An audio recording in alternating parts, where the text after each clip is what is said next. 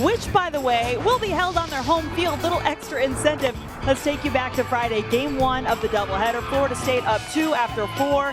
Kirsten Landers leads off the 5th with a double, and then it's the Florida State offense doing what they do. Putting a lot of pressure on the Louisville defense, scoring not 1, but 2 runs on the air. Florida State would continue to add on runs late, including this pinch hit home run from Emma Wilson in the 7th. How about that for her first career hit? 10-0 Florida State game 1. A different story, though, in game 2.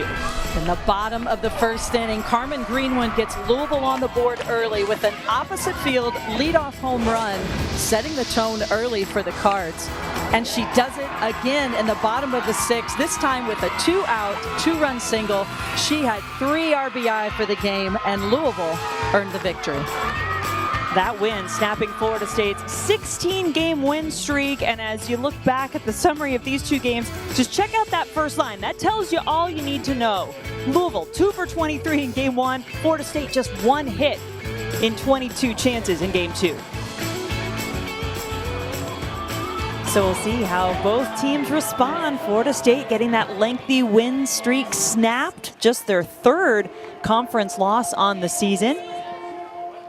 And this is a Florida State team that typically stays at or near the top of the ACC. They have been so good for so long, and Carol, they do it in a variety of ways.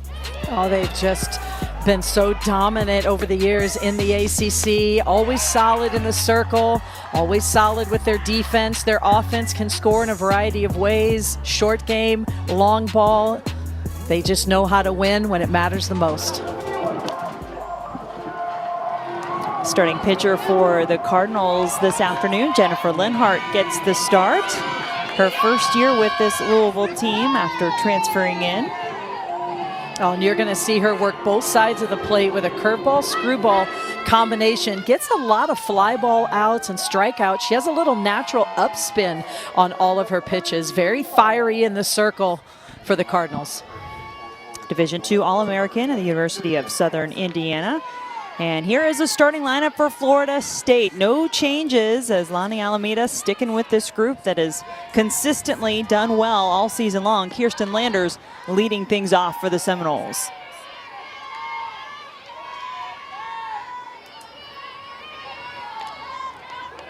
Sydney Sherrill, Kaylee Harding, Anna Shellnut rounding out that top 4 for Florida State. Harding with the top batting average, coming in at .313 for the freshman in that 3 spot.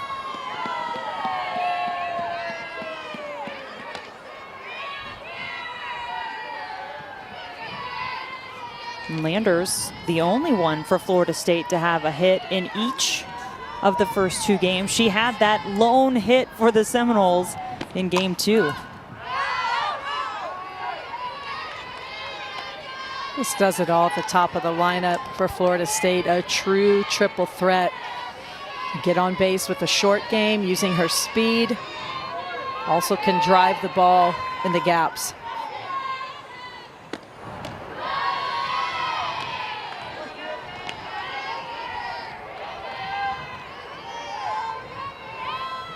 Linhart came on in relief of game 1.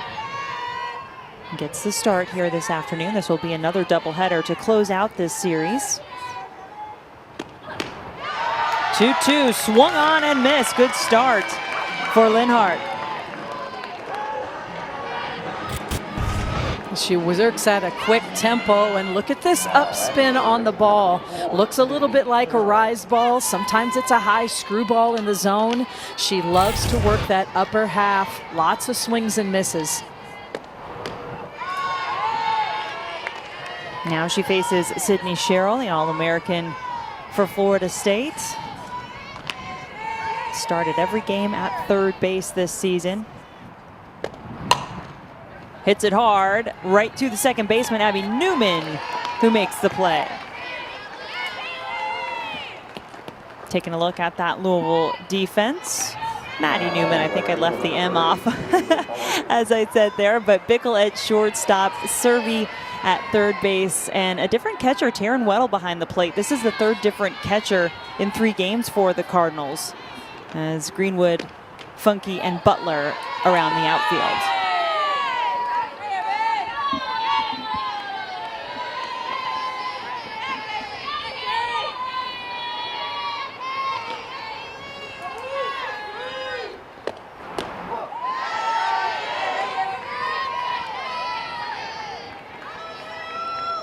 Kaylee Harding has had a great freshman year for this Florida State team, leading the team in batting average, RBI, and triples. Hits this over to Bickle at short, and a little bobble. Had a chance for Louisville to end the inning 1-2-3, but not the case.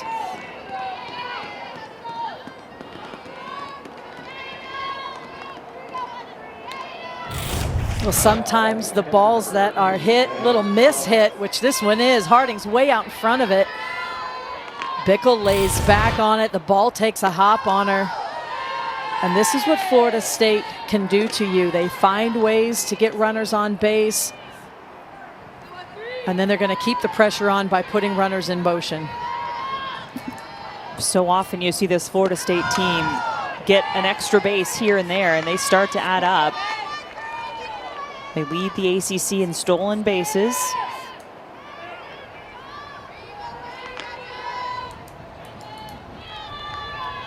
Anna Shellnut, senior All-ACC second team selection in 2019. See if she has a little early two-out magic for the Seminoles.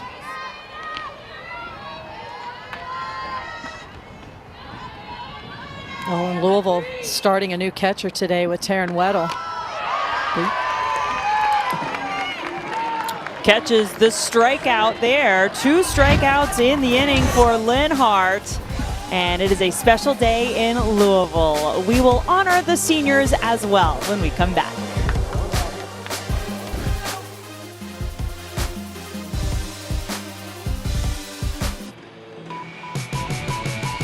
The ACC's Committee for Racial and Social Justice, in conjunction with its member institutions, have identified April 18th through the 25th as ACC Unity Week. Great initiative, and it is always so nice to be able to take those moments to honor your seniors. This was earlier today, 7 seniors being honored for Louisville. Had a chance to have some moments with their parents, socially distanced as well before first pitch. That's a lot of emotion, Carol, as I'm sure you remember being a part of many of those senior days. Oh, absolutely. Such a bittersweet day. You're so proud of the young women and all of their success during their career at the institution. And at the same time, it's bittersweet because you know that the program's going to miss them. Always tough to do it pregame as well. A lot of emotions going on through the first inning or two, and then everyone kind of settles in. Starting lineup for the Cardinals, Carmen Greenwood, one of the best in the ACC, leading the conference in hits, second in batting average. We told you about her monster day in Game 2, Louisville's win over Florida State yesterday.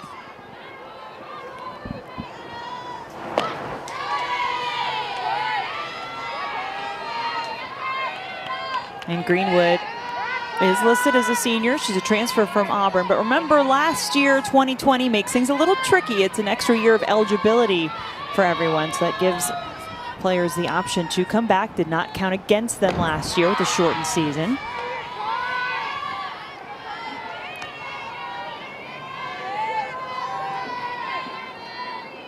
Catherine Sandercock, the starting pitcher for Florida State. She started, picked up the win in Game 1 of this series. And the Cardinals really had a hard time getting anything going against her. Well, she's been so steady for Florida State in the circle. Really works the bottom of the zone. You're going to see a drop off speed combination. Has a lot of big game experience. Also a good defender. You're not going to see her blow the ball by a lot of people. Not a lot of strikeouts, but really feeds the defense. And Florida State, the #1 fielding team in the league.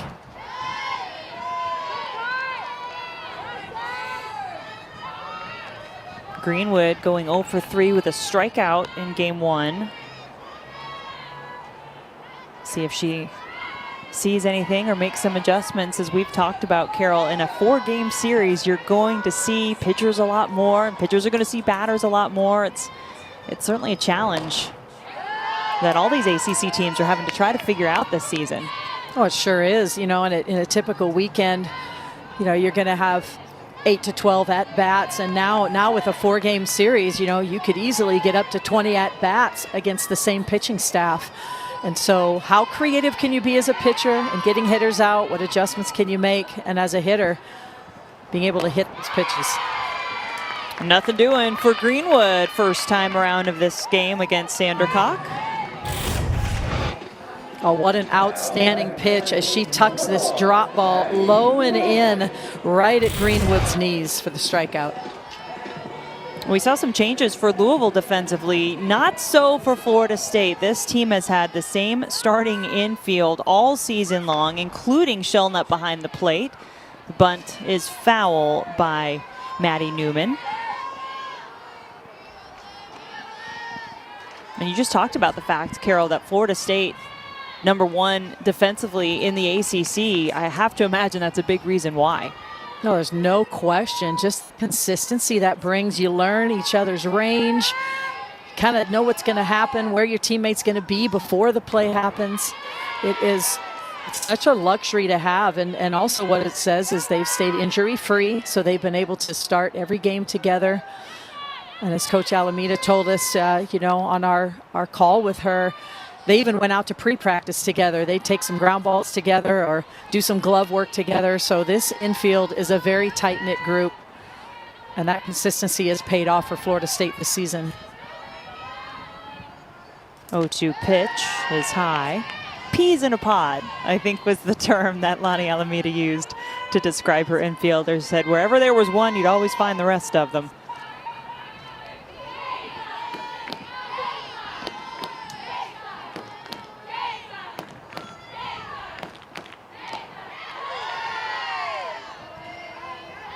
What I love from Sandercock so far, the first 2 batters, she has not wasted time finding the strike zone. She has gotten ahead. I like to say, you know, as a pitcher, you like to win those momentum pitches. The momentum pitches are pitch 1 and pitch 2. And so far, Sandercock has done that, really getting ahead within those first 2 pitches. Swing and a miss. Back-to-back strikeouts to start things off for Sandercock. A lot of success working this low pitch inside to the left-handed batters. Really tucking it in that corner, down by the knee. Very difficult pitch to handle. 11 pitches, 10 strikes thrown by Sandercock so far. Taylor Roby now the batter. One of the other big hitters in this Louisville lineup. 12 home runs on the season. That's amongst the best in the ACC. Leads his team in RBI, slugging percentage as well.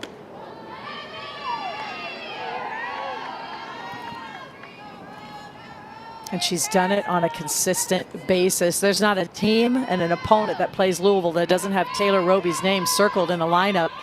Trying to pitch around her, trying to contain her, but she's still been able to perform at a very high level.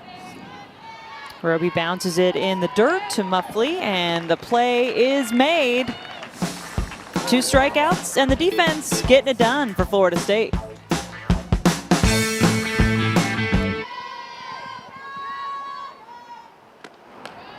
Top of the second, Cassidy Davis leading off. Scoreless game so far between the 7th-ranked Seminoles and the Cardinals.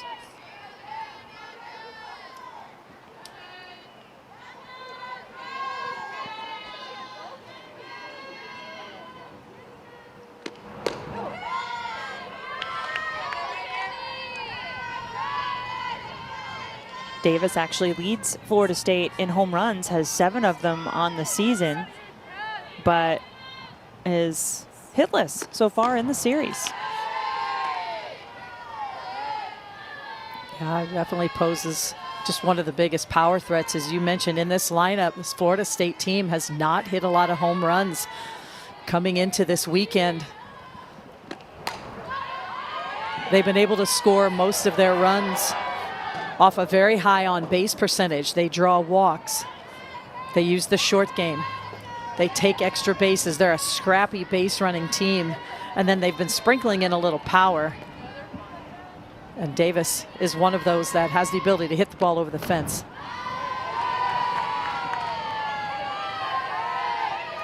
Full count now for Cassidy Davis. Saw a couple of strikeouts for Jennifer Linhart. And add another one. Friday night, we'll have the first of a 3-game weekend baseball series between Virginia and 22nd ranked Virginia Tech in Blacksburg. In fact, we'll have all 3 games of the series right here on ACCN and the ESPN app. Our coverage of the Commonwealth Clash starts at 7 Eastern, with Saturday's game also a 7 o'clock start and Sunday's finale at 6.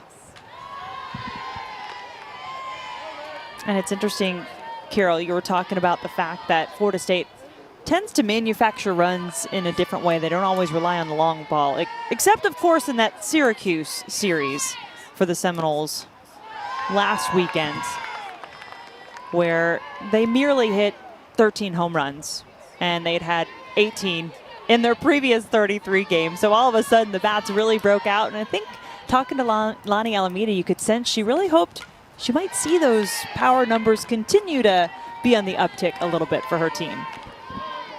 Well, if they can add that power game to the rest of what they've been able to do all season long, their ability to manufacture runs, use all of the tools in their toolbox, so to speak, the short game, the stolen base, it's going to go a long way once they get to the postseason.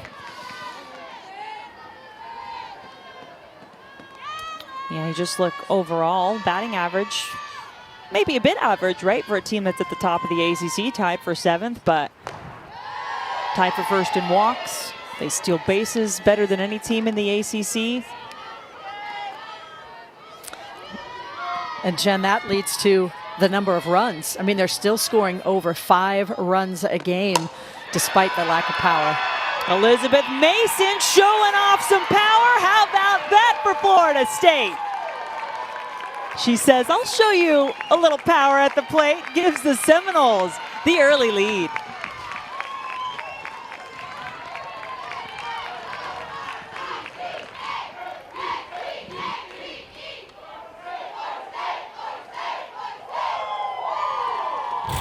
And when you have a pitcher who works up in the zone, if you get one that flattens out, as that one did with Jennifer Linhart, Elizabeth Mason did not miss, absolutely crushes this ball to the deepest part of the park, and Florida State is on the board early with a 1-run lead. Elizabeth Mason, an All-ACC second-team pick in 2019, and the Seminoles trying to keep things moving with Devin Flaherty. Hard hit ball over there to Bickle at short. And some well-deserved hugs for Mason in the dugout.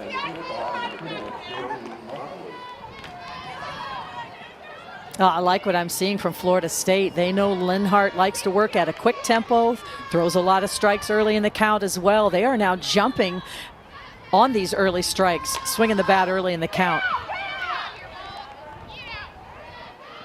Josie Muffley, the shortstop, transfer from Tulsa, now the batter. Her first year at Florida State last year in the shortened season of 2020. She's one of the other 2 of the regulars in this starting lineup for Florida State, hitless so far in this series.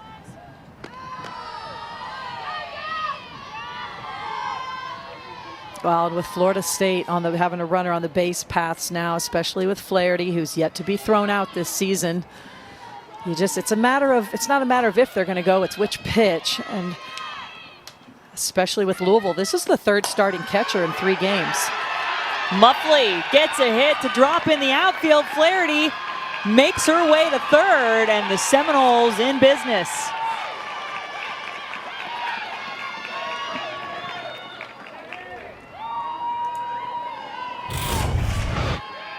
Well, not only the hitch kind of gets handcuffed a little bit, but it flares into the outfield. But Flaherty was going on that pitch. That's what Florida State does, puts runners in motion, creates pressure on the defense. And Flaherty did not hesitate. Even though the ball was hit in shallow right field, She was thinking first to third all the way, and that's what makes Florida State so special as a base running team. Their ability to advance on what looks like a routine play to get that extra 60 feet. A lot of pressure here for Louisville to make the right decisions, to make the play, because now runners at first and third, one out. What will we see this Florida State team do? Well, and on the first pitch, Danny Morgan tried the squeeze bunt but couldn't get her bat on the ball. It was a tough pitch to handle, but Flaherty was able to get back to third base.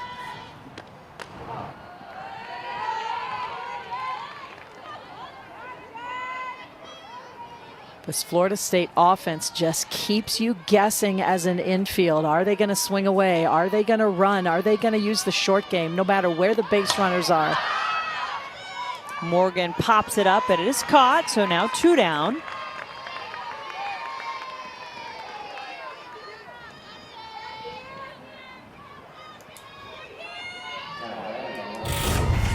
And Florida State goes to the squeeze again. Flaherty taking off, but this ball is popped up, giving Flaherty plenty of time to get back. And that's something we have not seen Florida State do very often. Typically, they're able to get that ball in the dirt. But when you're facing a pitcher like Linhart, who has a little upspin on the ball, it makes it a little more challenging. You got to get the top of the ball to get it down. Kirsten Landers, been the best hitter for Florida State in this series, hitting .375 coming into this game. But struck out in her first at-bat in the first. Hits it hard, and it finds a gap. Another Seminole run scores, make it 2, as the throw to the plate does not get there in time. Landers coming through for FSU.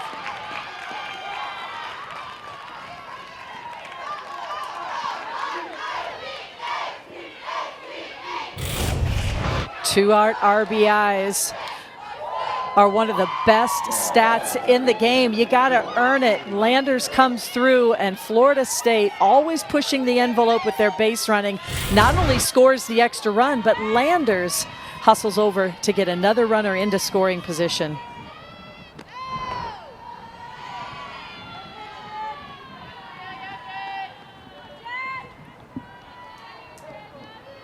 Sydney Sherrill, ground out to the second baseman in her first at bat.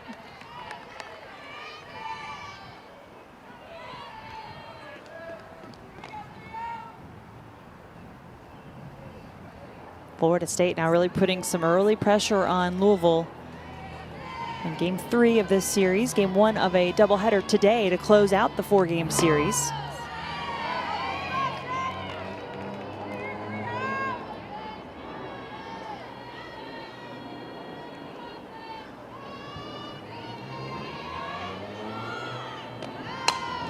Sherrill, that'll bounce down in the grass in the outfield. Florida State still rolling.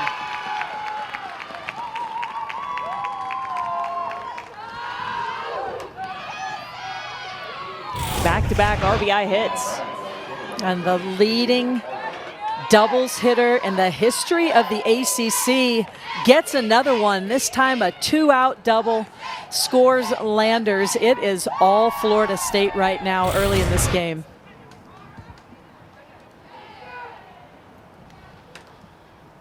We saw some big innings from Florida State late in game 1. They are starting things hot right off the bat here in game 3. And it looks like Holly April making a change. That'll do it for Linhart. And new pitcher coming in is Gabby Holloway. We'll step aside for just a moment, tell you more about Holloway when we return.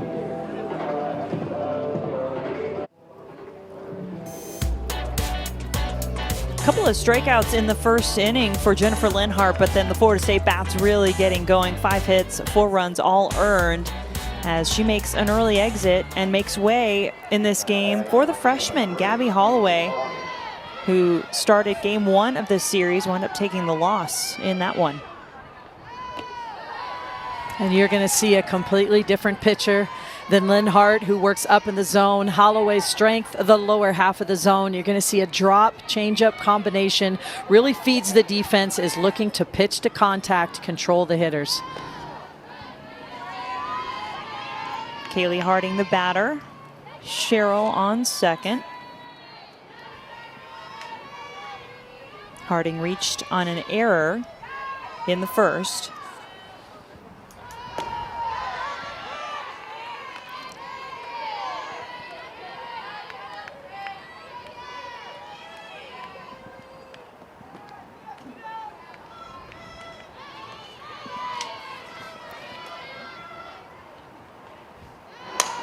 One-two from Holloway. Hit over to Ciascio at first, and that will end the inning, but not before, Carol. Florida State shows off some power. Elizabeth Mason gets Florida State on the board early. More scoring after that. Florida State up 4.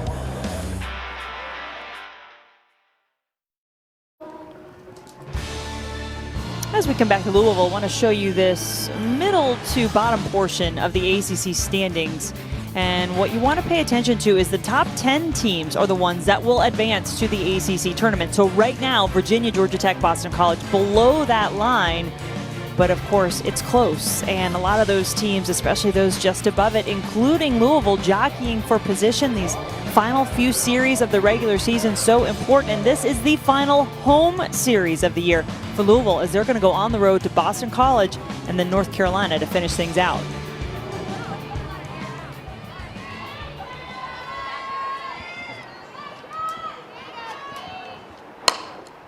Weddle leading off for Louisville in the bottom of the second. She is quickly retired. First time we've seen the freshman Taryn Weddle in the starting lineup. She's appeared as a pinch hitter in the first 2 games. Gets a start at catcher today.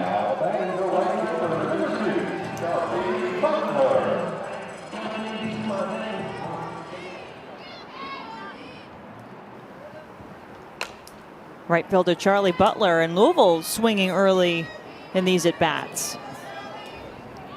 Yeah, the pitchers for both teams really trying to attack the strike zone early, being successful, really staying ahead. And so if you're a hitter and you know that, the last thing you want to do is give yourself less swings than more swings in an at-bat. So they're staying aggressive as well. But right now, Sandercock has really good movement on the ball. It's really diving down, tumbling down in the zone, and Louisville's having a hard time barreling him up, hitting the top of the ball. In terms of consistency, Butler, one of 2 players along with Taylor Roby to have a hit in each of the first 2 games of the series. She went 1 for 3 in each of the first 2 games in that doubleheader on Friday.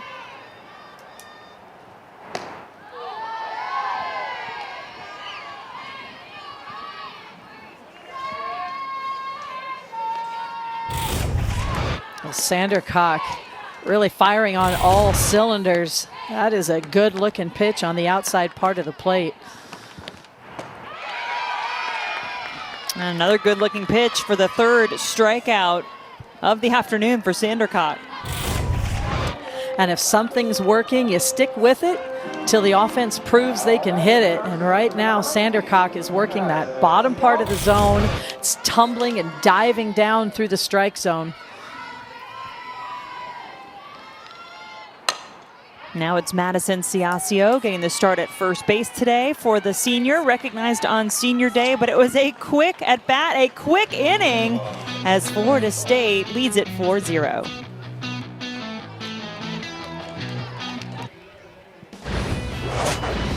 Florida State with a big second inning in Louisville, and it starts off in a big way with the Elizabeth Mason home run, her 6th of the season, and then a couple of 2-out RBI hits.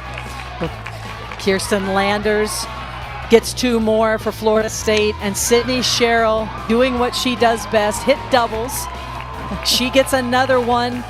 Florida State plates their 4th run of the inning. Their offense clicking on all cylinders last inning. Since that time, and in that inning, Louisville making the pitching change, handing the ball to Gabby Holloway, the freshman. Will now try to quiet this Florida State offense. She faces cleanup hitter Anna Shellnut, the redshirt senior catcher from Franklin, Georgia. Shellnut gets the ball to bounce off the glove of Maddie Newman.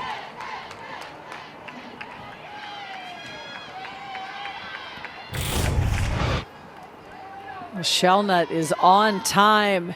This ball takes a hop on Maddie Newman. She really stops. Would have loved to have seen her keep trying to attack that ball, even though it was hit hard. And it had a lot of pace on it. Made it very difficult to handle. So runner on. And Cassidy Davis, the batter.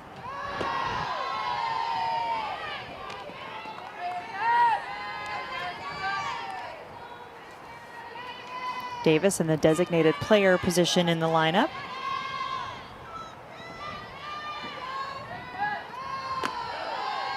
Well, typically you're thinking in this situation, all right, time for Florida State to put those runners in motion, put Shellnut in motion, make something happen. Shellnut is one of the few players on the team without a stolen base so far this season. That's funny you bring that up. I had literally circled that on the stat sheet when I looked at it earlier, because it's so many of them. Not only do they have a stolen base, but they're in double digits of stolen bases, pretty much every other everyday starter. But we'll see. You never know with this Florida State team. There's no question, because they also love the element of surprise, and that certainly would be a surprise. 3-1 the count to Davis. She's watching, and now the count is full.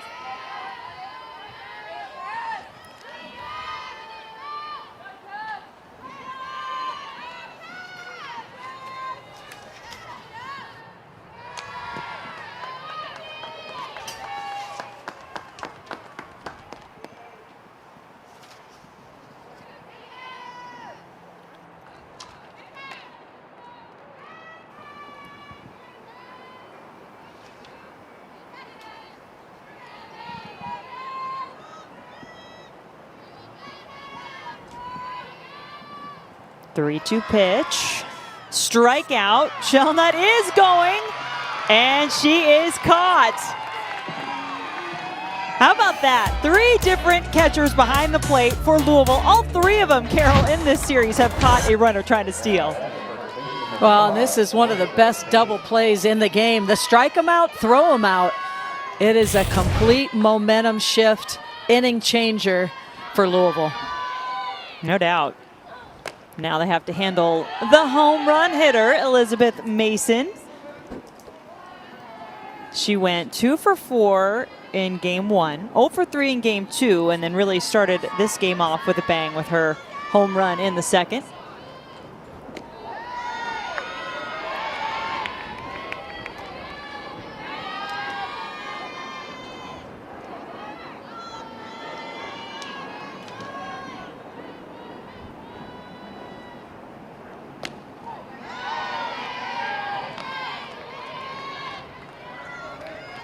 I mean, Gabby Holloway continues to work the bottom of the zone. Great location there on the outer half, dropping to the bottom of the strike zone. Mason to Bickle at short. The play is made. How about that strike him out, throw him out play to get a little momentum for the Cards? What a difference maker here as Weddle throws from her knees. Maybe this is a momentum shift for the Cards.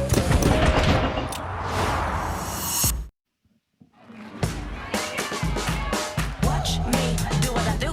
I'm in charge. I make the rules. Yeah, I ain't got nothing to prove. Yeah, I'm in charge. I run the school.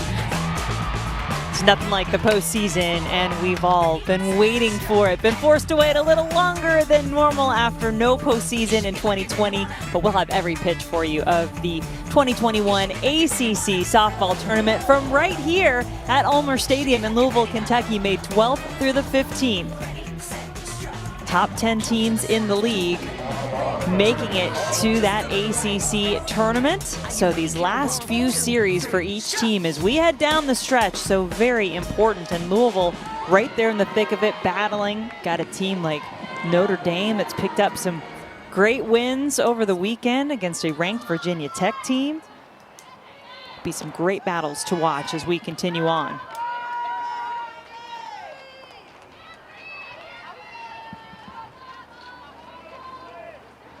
Celine Funky, one of the seniors for this Louisville team.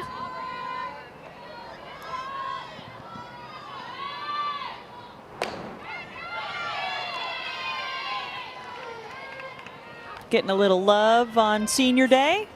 And she's gotten a lot of love, Carol, throughout what has really been a tremendous career with the Louisville Cardinals.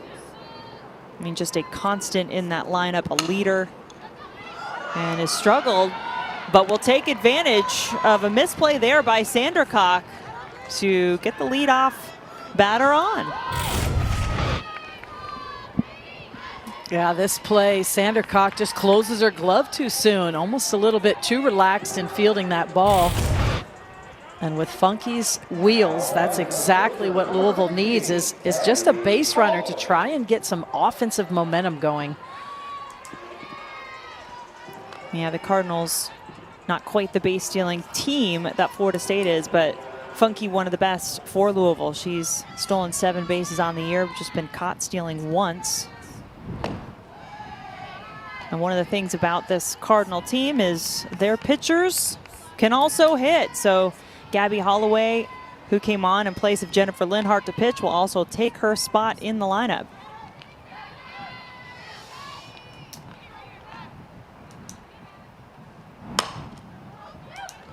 Holloway, dribbler to Muffley, trying to turn 2, and the Seminoles get it done.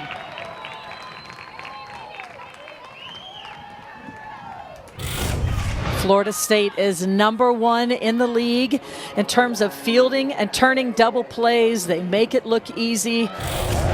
Takes a good exchange and throw over the top of the bag.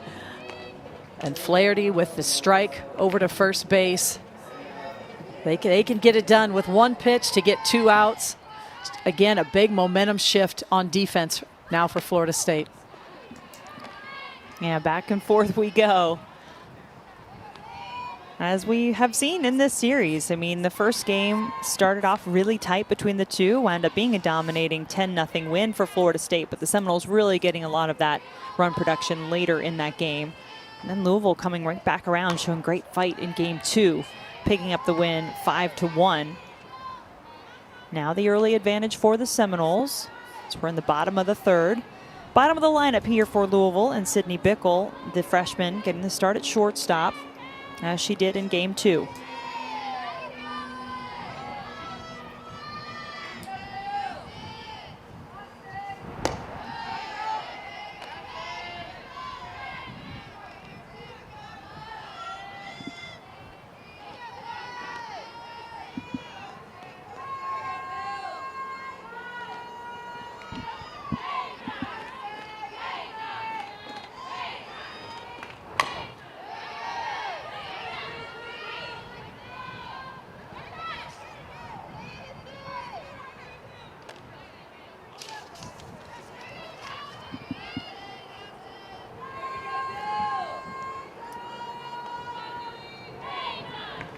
Bickle really struggled over 3 in game 2 with 3 strikeouts.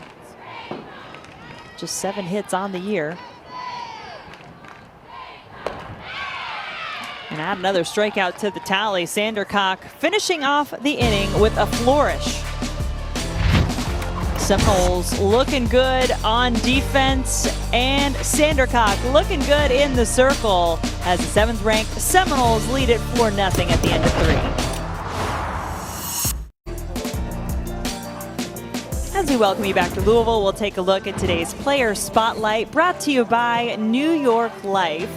And this is a player who currently plays for Florida State, but she knows this Louisville stadium and team well, as she played 2 seasons with the Cardinals, 2018-19, and had 193 strikeouts in her time with the Cardinals. You certainly can imagine an emotional day and series for Danielle Watson. Imagine we'll see her at some point. She was a part of that crucial series back in 2019, which Louisville will remember for a long time. They beat Florida State in the deciding game 3 of that series in dramatic fashion and handed the Seminoles their first ACC series loss since 2012.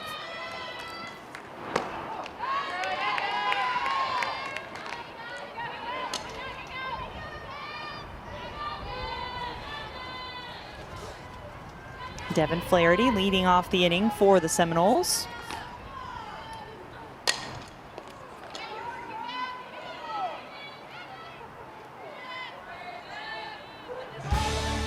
The ACC Women's Lacrosse Championship begins Wednesday with a quarterfinal quadruple header that starts at noon Eastern.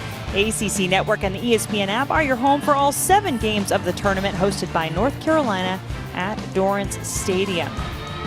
Tar Heels, by the way, 15-0 on the season, ranked number 1 in the Inside Lacrosse Women's poll, getting a chance to host on their home field.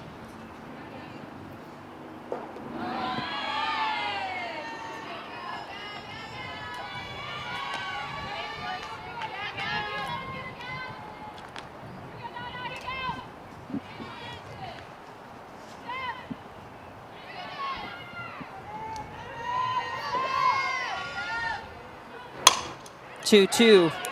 Flaherty to Bickle, long throw, and the speed of Flaherty beats the throw to first.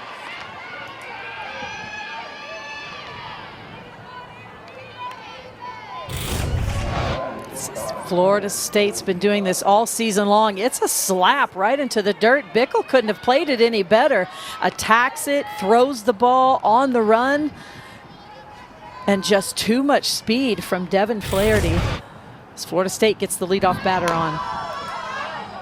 Muffley, she knows well about that speed over there at first, just doing what she can. You can see Flaherty rounding around, has to go back. 14 stolen bases. Right. She wasn't thinking get to second, she was thinking get to third. And we've seen this a little bit from Florida State early in this game. Typically a very good bunting team. A lot of sacrifice bunts, a lot of squeeze bunts that have been executed successfully. Having a tough time getting the bunt down today so far in this game. Josie Muffley, the shortstop. She and Flaherty both singled and came around to score in the second.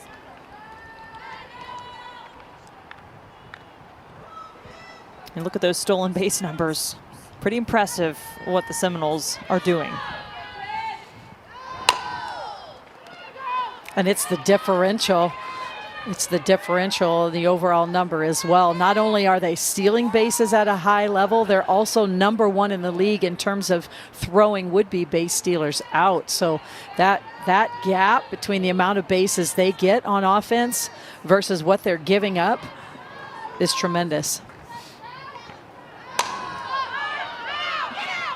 Muffley having trouble just keeping it fair so far this at bat.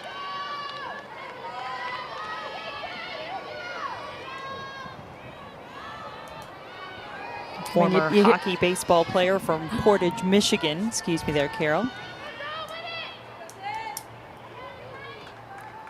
You hear the word scrappy or gritty being used a lot to describe players, but that is definitely the word used to describe Josie Muffley. Plays defense hard, battles on offense. And she kept battling in that at bat, and it pays off. See, I knew where you were going. You're talking scrappy. I'm just backing you up a little beforehand there, talking about the hockey baseball background for Muffley, who scraps out a hit. Catches this on the inner half of the plate, keeps her hands in, allows her to get the barrel on the ball. Doesn't try to do too much with it. The bottom of the order, gosh, both the 7 and 8 hitters, Flaherty and Muffley, 4 for 4 in this game so far. Yeah, great start there. Great production for the Seminoles, as now this is the 9-hole hitter, Danny Morgan.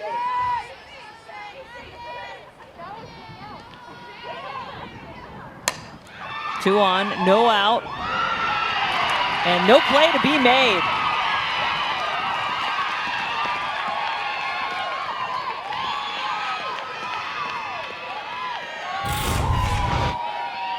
Well, Florida State is forcing decisions. This is a little bit of a contact play. The runners are in motion, and if Morgan gets the ball on the ground, that's why you see Florida State so excited about what looks like, oh, it's just a routine ground ball. It's not. Florida State was putting their runners in motion. If the ball's on the ground, they are attacking the next base, and Servey had no play. Really a crucial time of the game now. Louisville knows it. Bases loaded, no outs, and the top of the order coming up for Florida State. And when you can have your 7, 8, 9 batters scrap and battle and put the ball in play and make things happen and get on base and turn that lineup over, nobody out, bases loaded, you've done your job.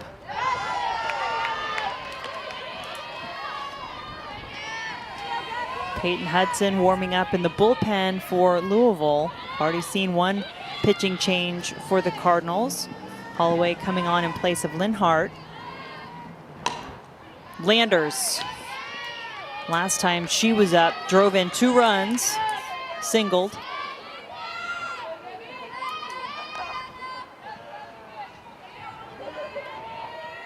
And what's so impressive about Florida State, they're hitting as a team. They're hitting .500 on the season with the bases loaded, really stepping up when it matters the most.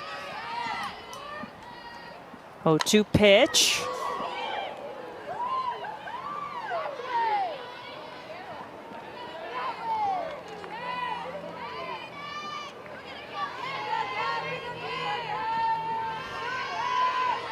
Remember that Florida State had won 16 games in a row prior to being handed that loss by Louisville in game 2.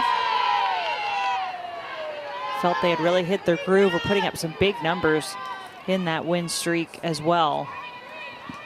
Scored 100 runs, if my math is correct. Outscored their opponents 100-15 in the 16-game winning streak. And Landers is going to add a few more runs for Florida State here. The 2 runners back to back coming across the plate as Muffley says, get out of my way, Flaherty. You better cross because I'm right behind you.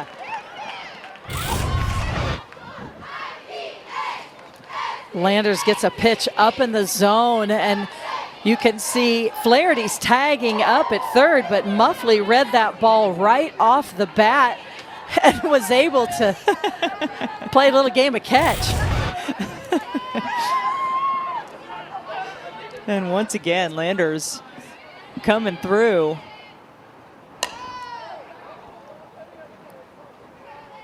Two more RBI on the single for Landers.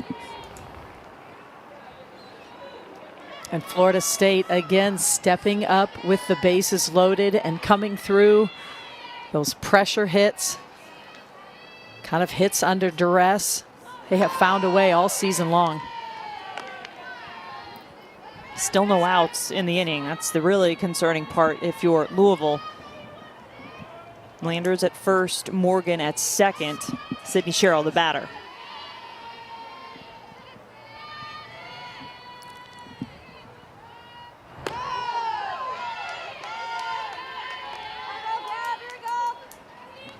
You mentioned it earlier, Carol. Sherrill just been tremendous, cranking out doubles in her career, more than any other player in ACC history. She's now #1 all time with 61 career doubles.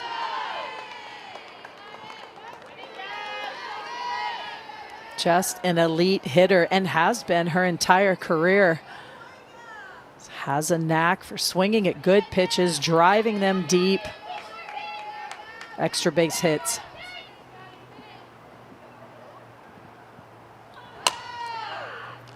Sherrill to Newman, and the Cardinals get 1. So 1 down now.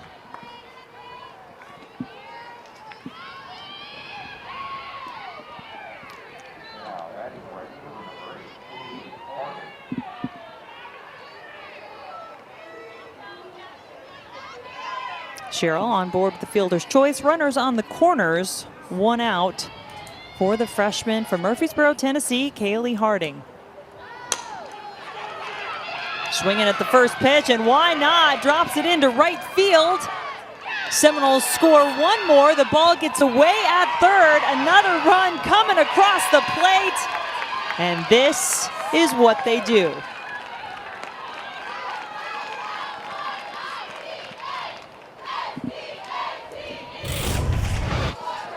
Well, what starts off as a little flared single that's going to score a run with Harding.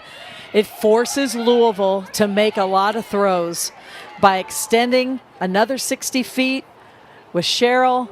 And guess what? Harding ends up all the way at third base. They go in hard. The ball actually hits Cheryl. That ball from Charlie Butler should have went right to second base. There was no chance to throw out Cheryl at third base, but instead they throw to the lead base. The ball gets away, another run scores. And that's one of the things that when we were talking with Holly April, third-year head coach for Louisville, she said for her team this year, they have been so battle-tested. They have played a really tough schedule, a lot of ranked opponents. They've been in a lot of games, but they don't always make the right decisions and make the basic plays, and that's come back to haunt them a few times. Well, and there's no surprise what's happening here with Florida State, so that is the goal for Louisville, to make those good decisions, take the ball to second in that situation. Shelnut hits it over to first. She's out, but Harding is in for another score, and Louisville in danger of being run ruled in this game as Florida State now leads it 9-0.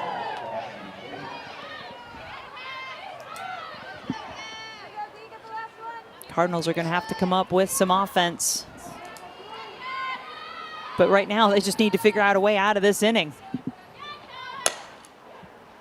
Cassidy Davis to Newman. That will end the inning, but it is another big one for the 7th-ranked and ACC leading Florida State Seminoles, now up 9.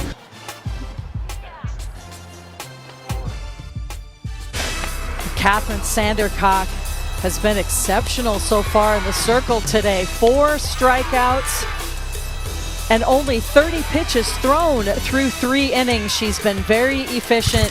Defense has been solid behind her. Yeah, she's pretty much been untouchable so far in this game. She was very good in game 1 of the series as well. Some deep breathing exercises going on with those 3 as they talk to Sandercock. You got to do what you need to do to get in the right mental frame.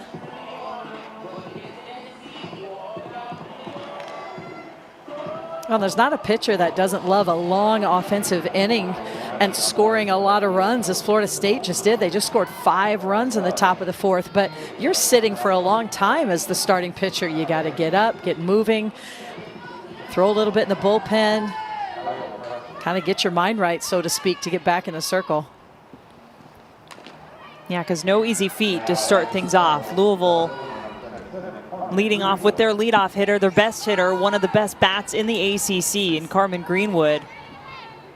Struck out in the first, but this is a player who can really crank it.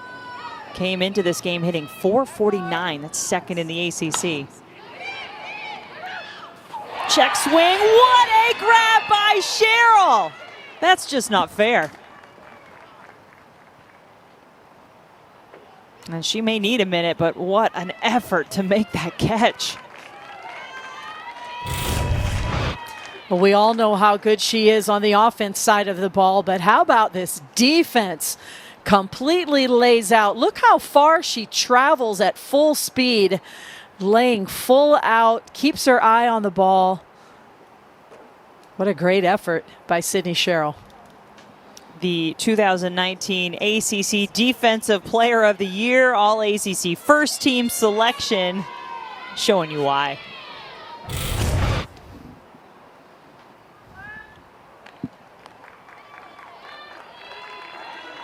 She gathers herself, is ready to go. 1 down in the inning. I mentioned Louisville needing to generate some runs to avoid a shortened game. Right now they're in danger of that happening. Florida State up 9. Louisville has this inning and the 5th to try to make up some ground.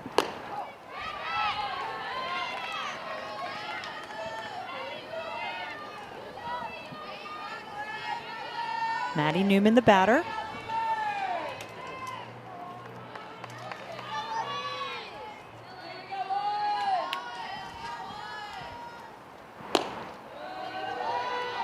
A new catcher in there for the Seminoles.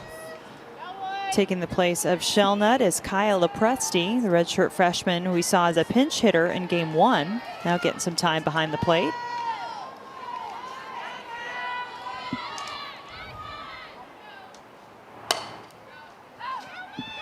Newman, not catchable. And that's a new left fielder as well for the Seminoles. Landers had been there, but it is Kaylee Mudge, the redshirt freshman out of Winter Springs, Florida.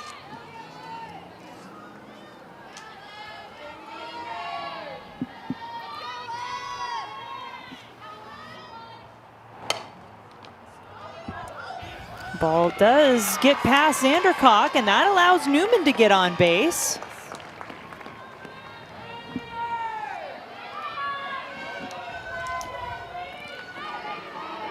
So we've seen what speed can do on the base pass. This ball just gets past Sandercock, and once it does, doesn't matter that Flaherty is charging. The pace of the ball is slow, and Newman is fast, and that results in a base hit for the second baseman. And it looks like Sandercock will be in the dugout. New pitcher coming for Florida State. Emma Wilson first made her mark in this series with her first career hit. It was a pinch hit home run in game 1.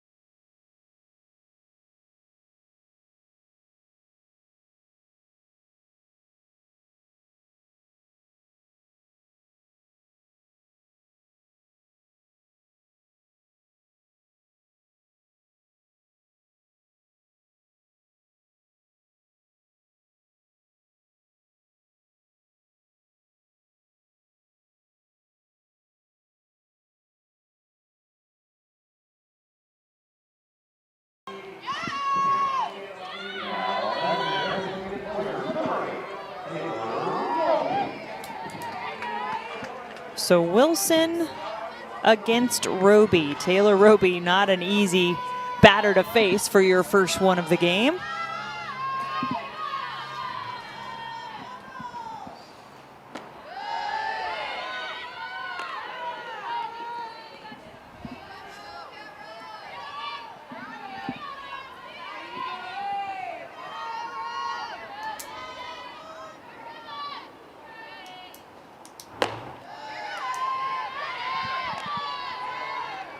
Yeah, Emma Wilson, just her 14th appearance of the season here. Quite a few strikeouts for the amount of time that she's been in the circle, getting a chance to get more experience here today. Pop up, little sun peeking through the clouds, but no problem for Cheryl. 2 down.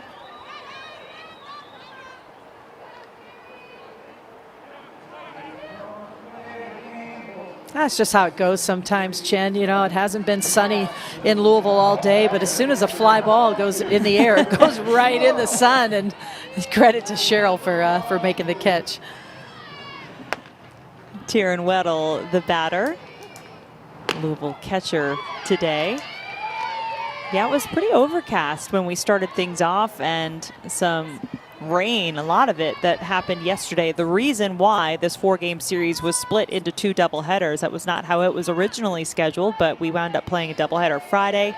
No games yesterday because of that rain that they knew was coming, and then the doubleheader today. We'll have the second game of the doubleheader for you on ACC Network Extra and the ESPN app. Looks pretty nice out there right now.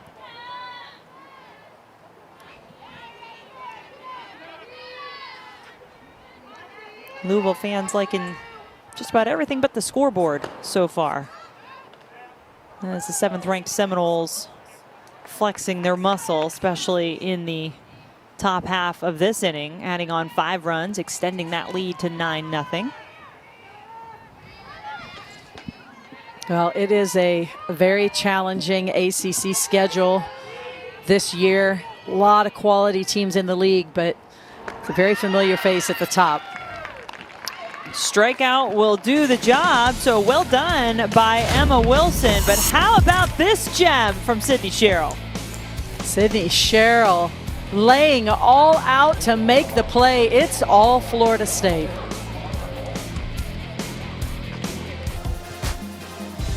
The ACC's Committee for Racial and Social Justice, in conjunction with its member institutions, have identified April 18th through the 25th as ACC Unity Week. Great initiative going on across the conference, across all sports. And we've seen that all year long, all the way back through the fall and winter sports as well. Wonderful initiative by the ACC. Turning into a beautiful day in Louisville, Kentucky. Game 1 of a doubleheader, but it's game 3 of the series. Series tied 1-1 coming into this game between Louisville and 7th-ranked Florida State. The Seminoles in control, though, as we move to the top of the 5th, leading at 9-0. And Elizabeth Mason certainly had something to do with that, scoring the first run of the game on a solo shot in the 2nd inning.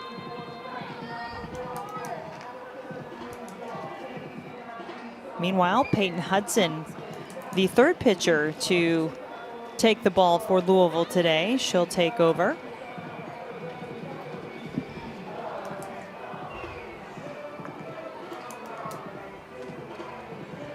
Yeah, just getting a chance to get some more experience for the young pitcher, and you're going to see her work down in the ball, really more spin over speed. Not going to win the battle necessarily with her velocity, but she has the ability to really spin the ball, move it through the zone.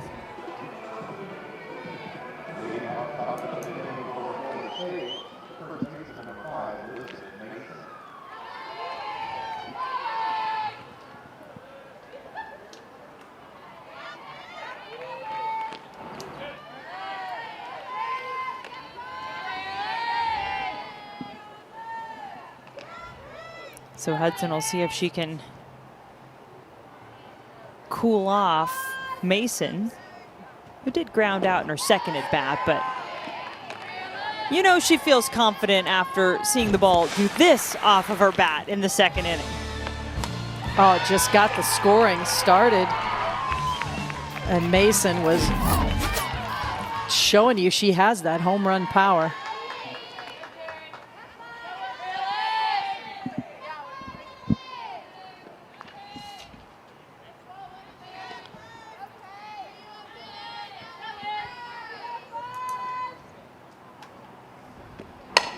To 1, hit over to the 3rd baseman, and it is a new 3rd baseman. Some changes for Louisville, both in the outfield and in the infield. Miller coming on in right field, and then in the infield, that was Ornelas that just made that play at 3rd. Servey moves over to shortstop. So those are a couple of other changes to make note of, as well as the pitcher Hudson coming in. Ornelas we've seen at 3rd quite a few times this season.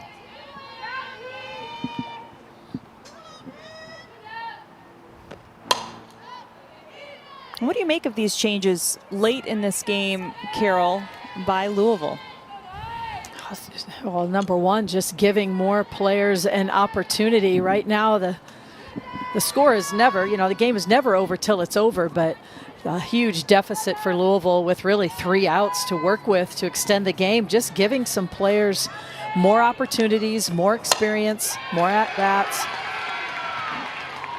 Nobody with a chance to make a play on that ball by Flaherty, who found a gap. Continues her great day. 3 for 3 so far for the Florida State second baseman. Just looking confident at the plate. And you mentioned 3 for 3, also has scored 2 runs in her last 2 times on base.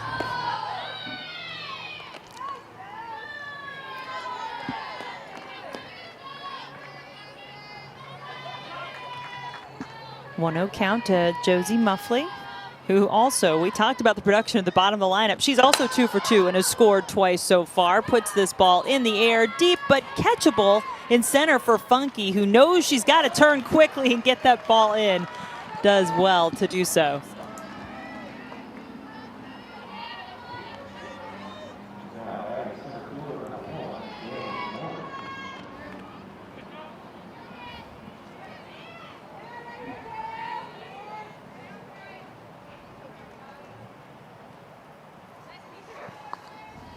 Danny Morgan singled her last at bat.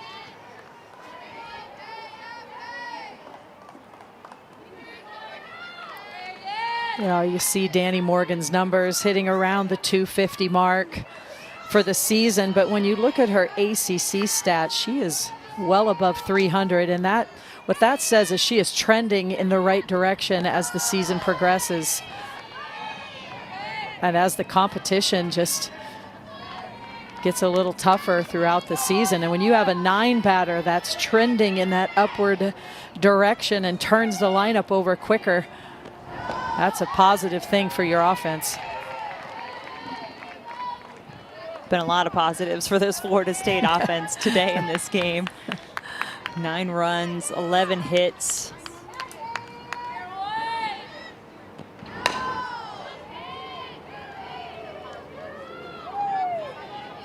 And they're just so much fun to watch run the bases. I mean, you just, if you look down or you look away or you blink, the runner's taken off for the next base. And Coach Lonnie Alameda talks about how much pride they take in their base running. They work on it all the time. And feels like not only do they have some speed to do some things, but they have the, quote, smarts to do a lot of things. And that comes from working on it day in and day out. A lot of live reads in practice. And, you know, they're going to live with that philosophy. They want to push the envelope. This ball hit to Servey, and she makes the play. So Louisville, if they want this game to continue, this is the last chance for the Cardinals coming up.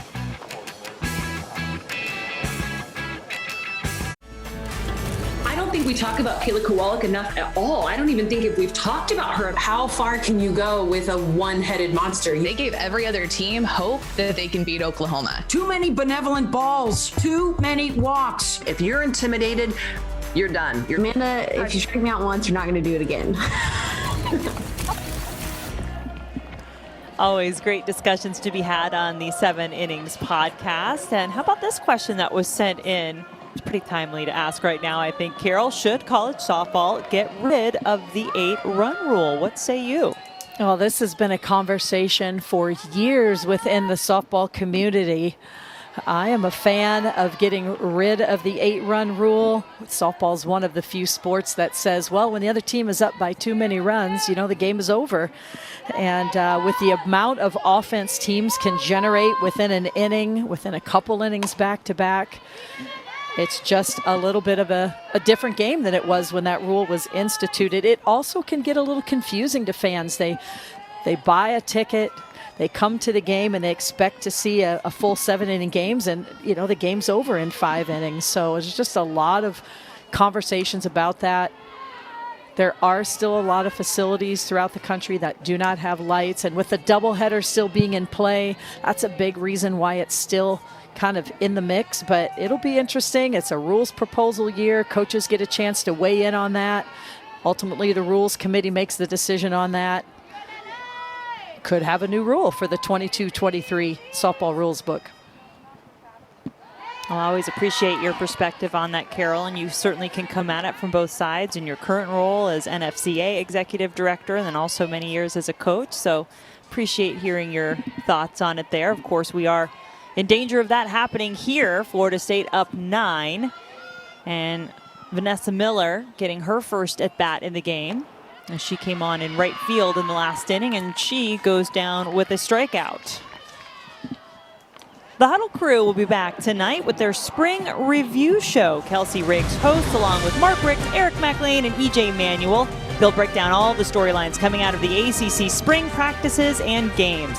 The 1 hour special starts at 7 Eastern on ACCN and the ESPN app.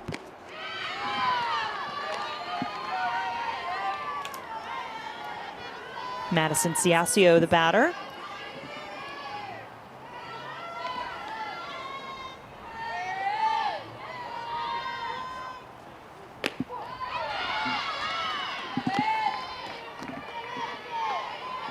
In some ways, Carol, this is a similar look to what we saw happen in our doubleheader Friday.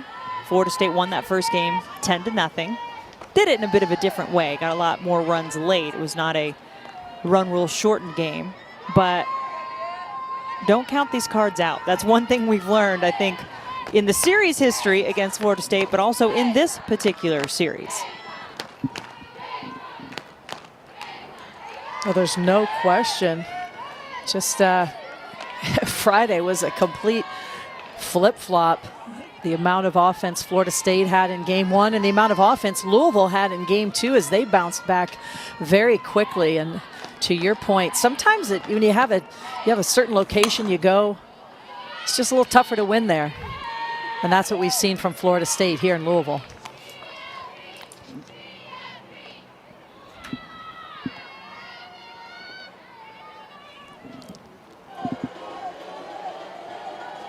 Emma Wilson's been good since she's come in, as a couple of strikeouts. She came on in the 4th inning. Anybody watching this series, well, they first met her as a home run hitter. And her first ever career hit had a home run as a pinch hitter, game 1. But part of this Florida State pitching staff as well. This is her 15th appearance of the season. And now Celine Funky could be the last one standing for Louisville. 2 outs.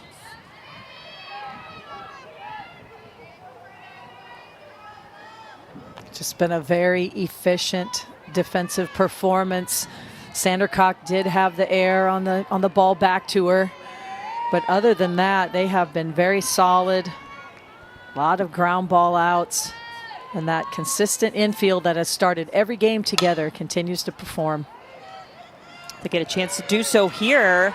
Funky beats it out. Flaherty comes in to make the play, but good speed from Celine Funky to say not yet, Florida State.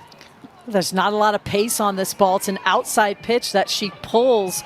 And despite Flaherty playing shallow and still attacking the ball, Funky has too much speed and legs out the infield single.